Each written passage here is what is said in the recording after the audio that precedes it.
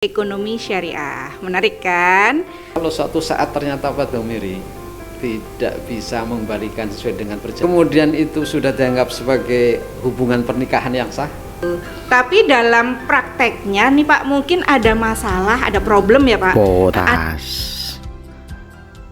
Podcast PTA Semarang.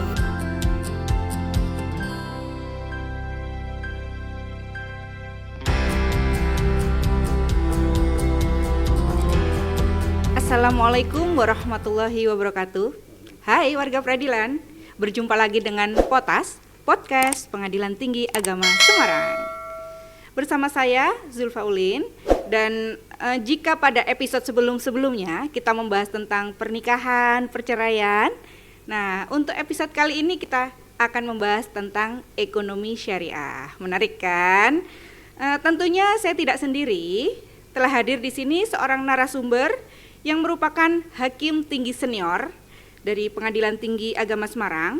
Di samping menjabat sebagai hakim tinggi Pengadilan Tinggi Agama Semarang, beliau merupakan salah satu pengajar dan kerap diundang sebagai pembicara pada Badan Diklat Mahkamah Agung Republik Indonesia. Selamat datang Bapak Dr. Andus Haji Domiri SHM Hum. Selamat pagi Bapak, sehat Bapak? Alhamdulillah. Alhamdulillah. Hari ini kita akan membahas tentang eksekusi hak tanggungan ya Pak? Iya betul, tapi sebelumnya tuh Pak, agar lebih mudah memahami apa itu eksekusi hak tanggungan, mungkin ada baiknya nih Bapak menjelaskan terlebih dahulu apa itu hak tanggungan. Monggo Bapak. Terima kasih Mbak Ulin. Yeah. Jadi sebelum kita bicara tentang eksekusi hak tanggungan, perlu saya sampaikan tentang apa sih itu hak tanggungan. Ini agar mudah dalam memahami tentang eksekusi itu sendiri. Yeah.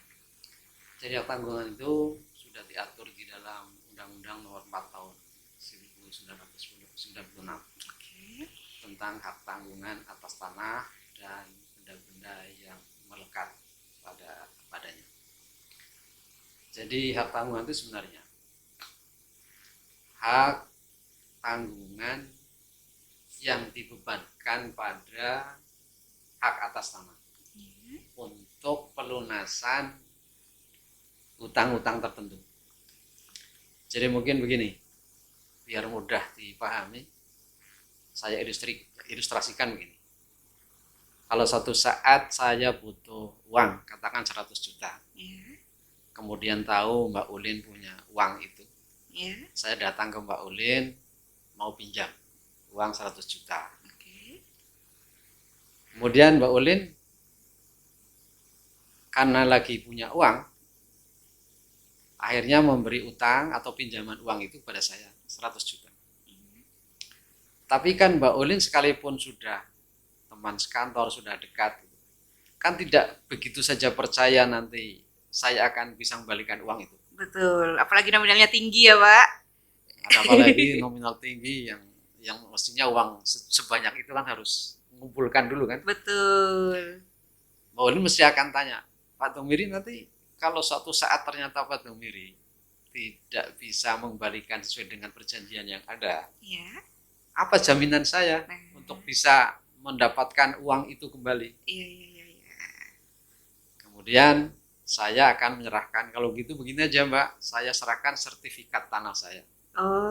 Yang seluas 2 hektar ini, kalau pada suatu saat nanti saya tidak mengembalikan uang itu atau meleset dari janji yang sudah dibuat, Mbak Ulin berhak untuk menjual tanah yang dipegang oleh, yang sertifikatnya dipegang oleh Mbak Ulin. Jadi intinya itu. Jadi hak tanggungan itu sebenarnya orang punya utang menyerahkan tanah kepada yang meminjamkan uang itu. Kemudian tanah itu sebagai jaminan kalau suatu saat nanti yang meminjam uang itu tidak bisa membalikan uang itu. Kemudian itu karena ini menyangkut tanah ya, mestinya kan harus ada akte. Sebagaimana orang menikah, sudah ijab kabul, sudah nikah, sudah disaksikan, sudah menyerahkan mahar dan lain-lain. Apakah kemudian itu sudah dianggap sebagai hubungan pernikahan yang sah? Belum kan? Belum. untuk bukti bahwa itu sudah nikah yang sah, kan harus ada akte pencatatan nikah atau buku nikah. Buku nikah. Sama saja dengan tadi, orang meminjam uang dengan hak tanggungan tadi, agar nanti si pemberi pinjaman itu bisa punya bukti bahwa sudah pegang tanah, itu harus ada akte. Namanya akte pembebanan hak tanggungan atau disebut dengan APHT.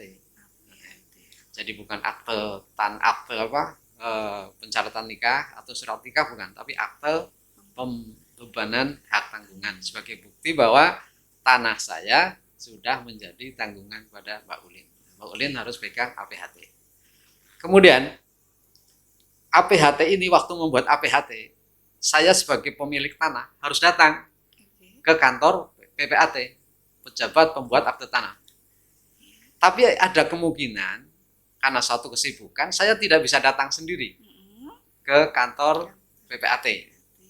Maka untuk memudahkan, biasanya kan gini, kalau orang pinjam uang kan yang penting uang sudah didapatkan. Betul. Soal administrasi berikutnya gimana nggak ada urusan. Iya, gitu kan? iya. Makanya agar nanti APHT bisa dibuat, kemudian saya sebagai peminjam uang tidak bisa datang ke kantor pejabat pembuat akte tanah atau PPAT, maka saya sekaligus memberi kuasa kepada Mbak Ulin sebagai pemilik uang untuk mengurus APHT itu. Itulah timbul surat kuasa membebankan hak tanggungan, SKMHT. Itu. Setelah ada APHT, pejabat pembuat akte tanah PPAT ada kewajiban untuk mendaftarkan APHT ini ke kantor pertanahan agar keluar sertifikat hak tanggungan. Kemudian ada persyaratan lain lagi agar nanti Mbak Ulin bisa meminta eksekusi atas penjualan tanah itu, maka ada sertifikat hak tanggungan yang harus ada irah-irah demi keadilan berdasarkan ketuhanan Yang Maha Esa. Demi keadilan berdasarkan ketuhanan Yang Maha Esa. Atau disebut dengan titel eksekutorial. Kalau sudah dapat sertifikat hak tanggungan dan di sana ada titel eksekutorial, maka nanti Mbak Ulin ketika ternyata saya tidak bisa memberikan uang sesuai dengan perjanjian sebelumnya, maka langsung surat itu dimintakan untuk dieksekusi di pengadilan. Berarti tidak serta-merta aja ya Pak? Tidak, Pak, Anda ada pinjam ke saya tahapan. kasih gitu aja nggak ada ya Pak? Nanti kalau saya minggat, siapa yang tanggung jawab? Rugi dong sudah saya. Dapat uang, Iya. Nggak memberi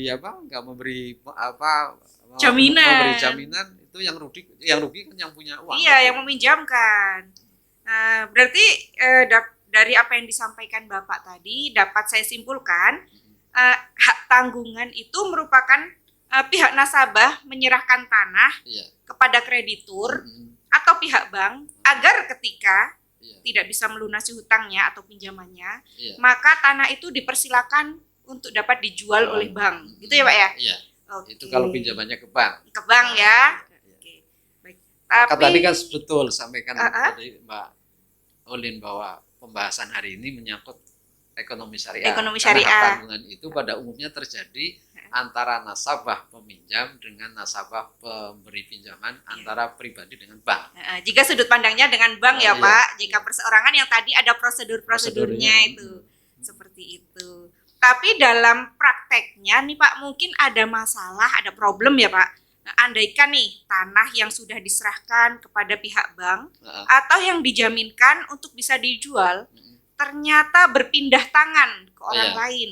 Nah, itu apakah pihak bank itu masih bisa berusaha untuk mendapatkan pelunasan hutang dari tanah yang dijaminkan tadi atau tidak, Pak? Ya. Jadi di dalam istilah hak tanggungan itu ada istilah hukum yang namanya droit de suite. Yang artinya gini, barang itu sudah berpindah kemanapun, hak si pemberi pinjaman itu masih bisa minta agar tanah itu bisa dilelang, sekalipun sudah berpindah-pindah.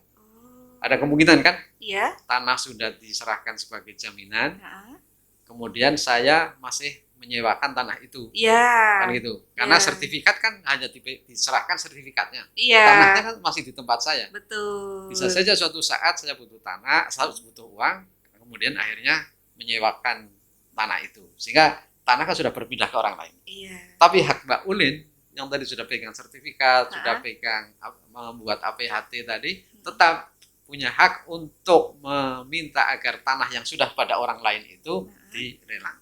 Itu namanya begitu. hak untuk melakukan, mohon untuk dieksekusi lelang sekalipun barang itu sudah berpindah-pindah ke orang lain. Mungkin yang orang menyewakan lagi. Iya. Tapi dimanapun tanah itu berada dan ada pada siapapun, tanah itu masih bisa untuk jaminan utang. Oh iya, karena sertifikat dipegang ya oleh saya gitu. Jadi saya berhak itu.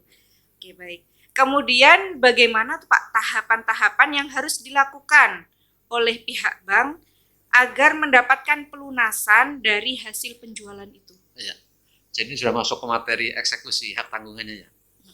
Jadi undang-undang tentang hak tanggungan itu sudah mengatur bahwa ada 3 cara untuk si pemberi pinjaman itu mendapatkan pelunasan dari tanah tersebut. Yang pertama itu ada istilahnya eksekusi di bawah tangan. Iya. Jadi ada penjualan jaminan itu di bawah tangan. Jadi si pihak pemegang tanah itu bisa menjual langsung tanah itu dengan syarat mendapatkan harga yang tinggi. Gitu. Dan sebelumnya sudah memberitahu bahwa saya akan menjual tanah ini untuk pelunasan yang sudah saya pelunasan uang yang sudah saya pakai, tapi dengan cara tadi memberitahukan bahwa saya akan menjual dengan harga yang tinggi. Itu yang pertama. Itu namanya penjualan di bawah tangan. Yang kedua bisa dengan cara menjual atas kekuasaan sendiri. Caranya bagaimana? Tadi sertifikat hak tanggungan yang sudah berbunyi demi keadilan berdasarkan ketentuan Yang Maha Esa. Mbak Ulin sebagai pemegang sertifikat itu, sertifikat hak tanggungan tadi, langsung datang ke kantor lelang. Kalau tadi kan dijual sendiri. Iya, dijual sendiri kalau tanpa ini perantara ya, Pak. Iya. Lewat kantor lelang. Dengan Iya. membawa sertifikat tadi yang berbunyi demi keadilan berdasarkan ketentuan Yang Maha Esa, datang ke kantor lelang, kemudian memberitahu bahwa ini orang yang saya pinjami uang nggak membalikan, padahal dia sudah memberikan jaminan kepada saya. Dan saya sudah punya bukti bahwa dia sudah saya tagih, gitu. Ternyata tidak membayar, gitu.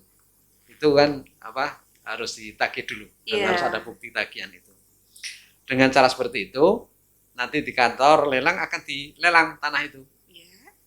Hasil lelangnya nanti untuk membalikan kepada Mbak Ulin yang pegang, yang sudah meminjamkan uang, sisanya diberikan kepada saya sebagai peminjam.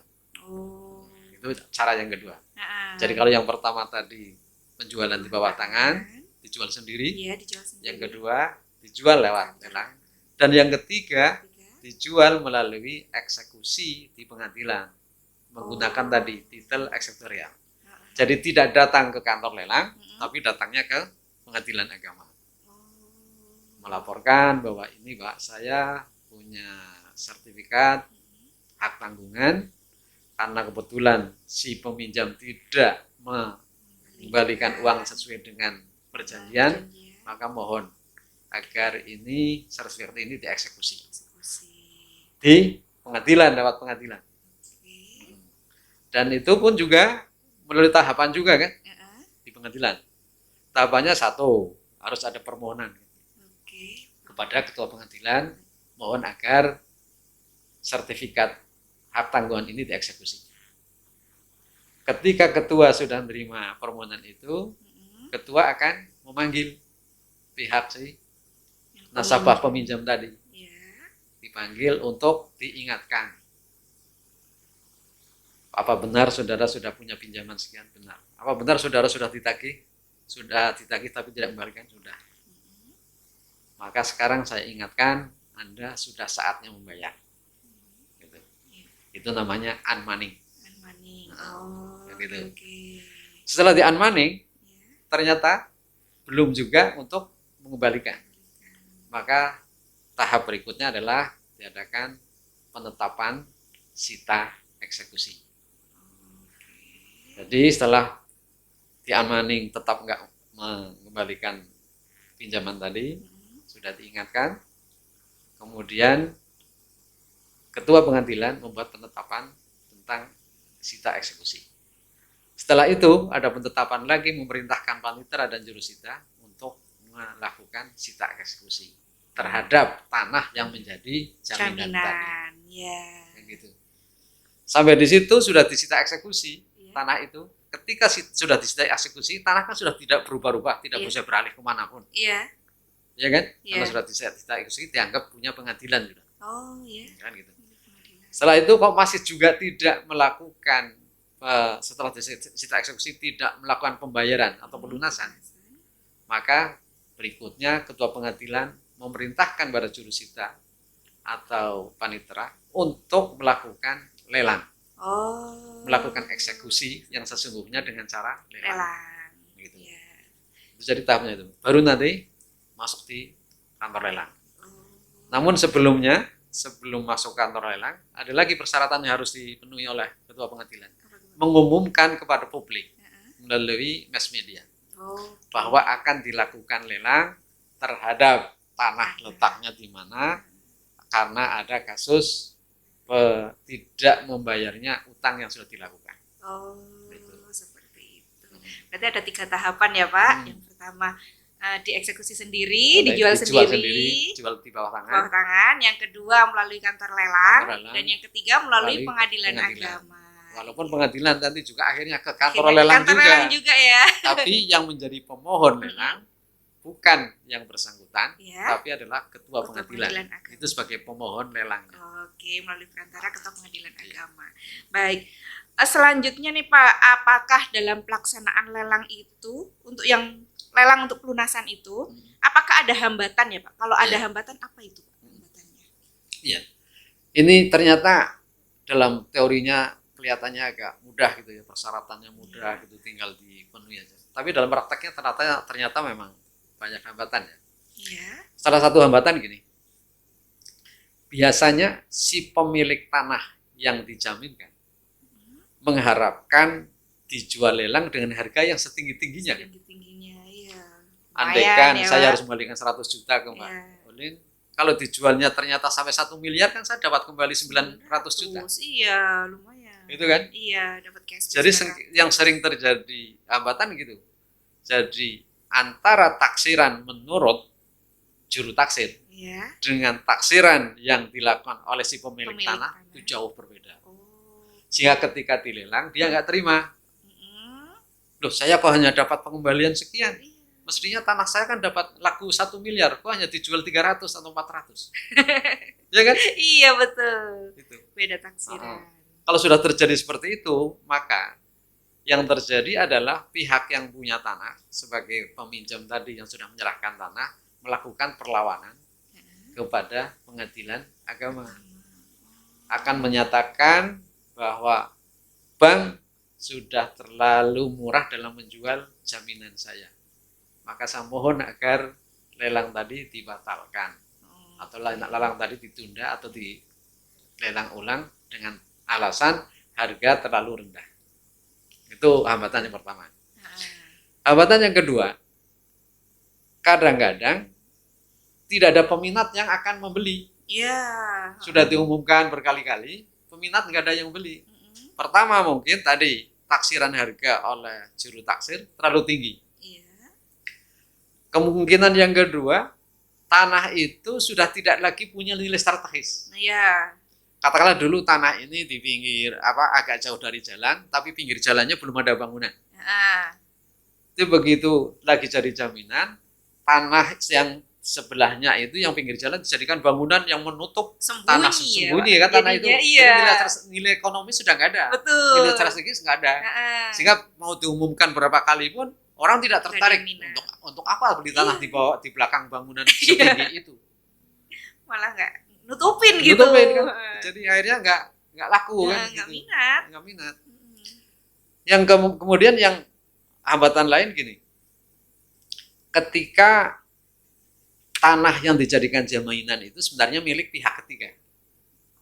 Kenapa? Kan tidak harus saya yang pinjam uang kepada Mbak Ulin, tanah saya itu tanah saya sendiri kan.